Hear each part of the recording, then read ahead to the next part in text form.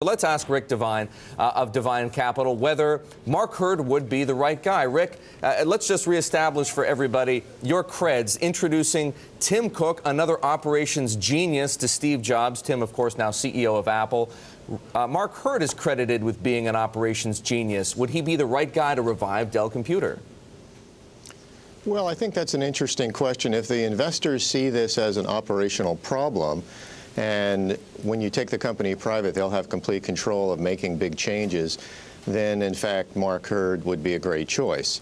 If the investors see this as a transformational type of challenge, their investment thesis to drive a new type of Dell, then I'd question whether Mark Hurd is the right answer, or if they would have went after someone like, someone that was more of a technology leader, possibly possibly someone that's running a company that's more cloud-oriented, for example. Rick, do you say that because Mark Hurd, some people say, we alluded to this earlier, that some people say he actually destroyed HP by slashing its R&D budget. We've got a great chart that shows what happened to R&D under Mark Hurd while he was at HP. And, if you're a big fan of R&D, it's not pretty. And here it is. I know you can't see it, but as a percentage of net sales, R&D just shrivels down to nothing. Is that why he's not really the technological visionary that Dell needs? Or maybe needs, depending on your point of view? Yeah.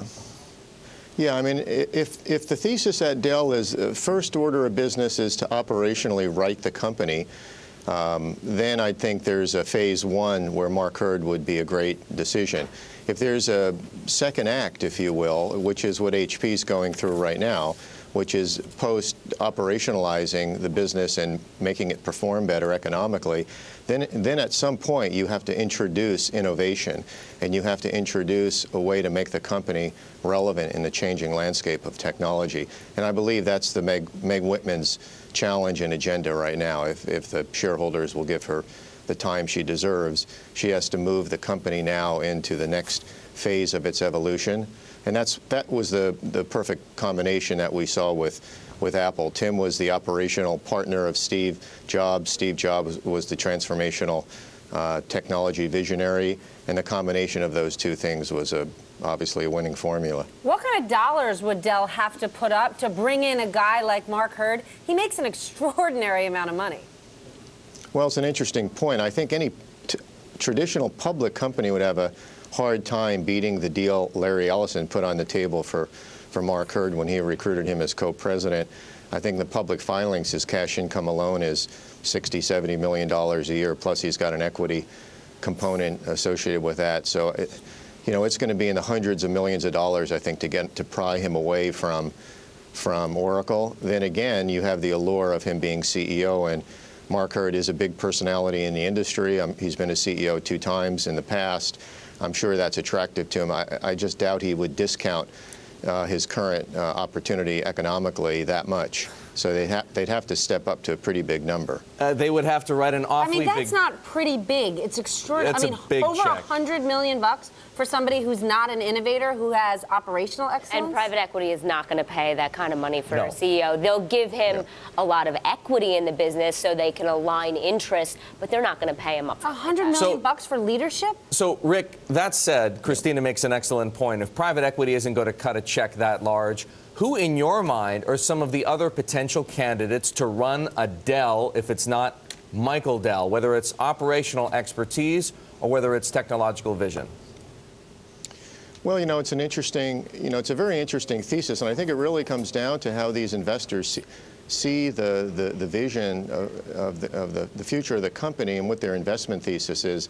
If you go down the path of it being a company that's well positioned, it just has some operational challenges right now, that's going to open up a certain cast of candidates.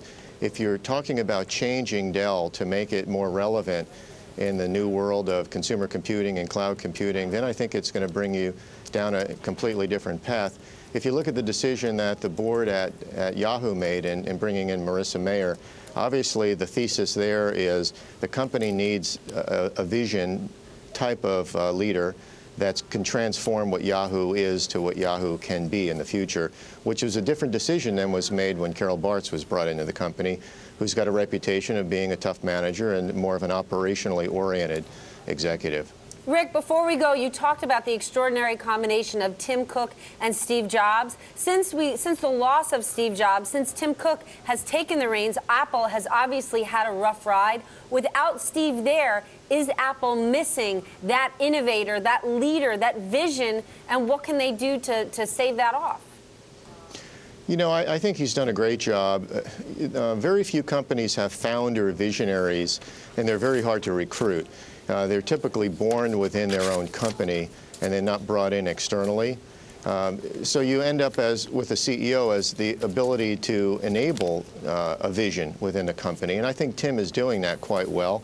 I think the market's just been a little bit unfair. The company generates a huge amount of free cash flow. It's trading at a low multiple. If you look at its equity performance over the last number of years, it's been a real darling. But I think it's just in the media being beat up a little bit with some of the competition. But I still think he's doing an amazingly great job, and the company is very well positioned.